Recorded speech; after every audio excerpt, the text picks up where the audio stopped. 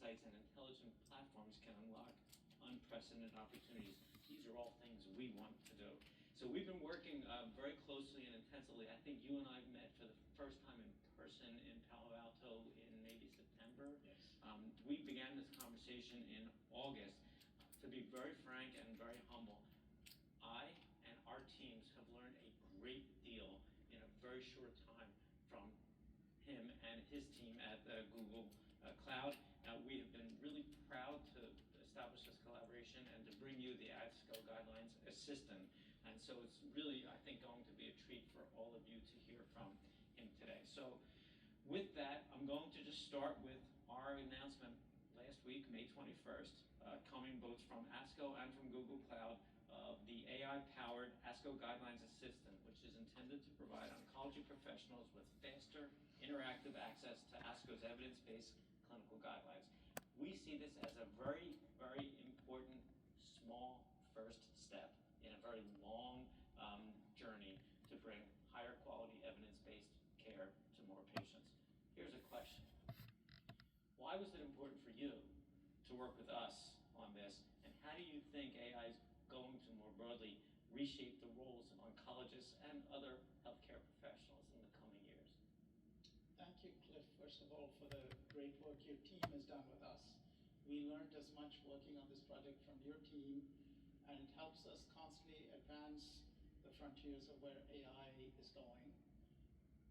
If you look at the problem with the Guidelines Assistant, and you put yourself back a few years, the way that people would have thought about it is as a search problem. I'm searching on a set of guidelines, please find the guideline that I should best read and interpret. And the way that search used to work, you would take a keyword, we would build basically a search graph over the guidelines and match that keyword to a particular guideline or collection of words. And it turns out that doing that is actually not going to give you great results because keyword matching does not necessarily mean you're finding the right guideline. You have to understand many more things in reasoning on the guideline question that a clinician may ask.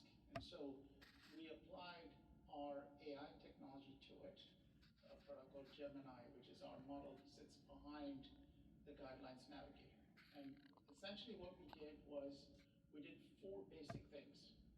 First, we took the guidelines, fed it through a pipeline, a data pipeline, which converted the guidelines into a collection of numbers, or what we call it vectors, that the model understands. The model was then taught to understand the guidelines and to pay attention only to the guidelines. So to ignore general information that it may have been trained on from the internet, we call that paying attention, and that allows the model to reason explicitly on the information only in the guidelines. So it doesn't look up spurious information that may be on the internet in attempting to reason on it. So that's number 2. So we basically put a fence around the information.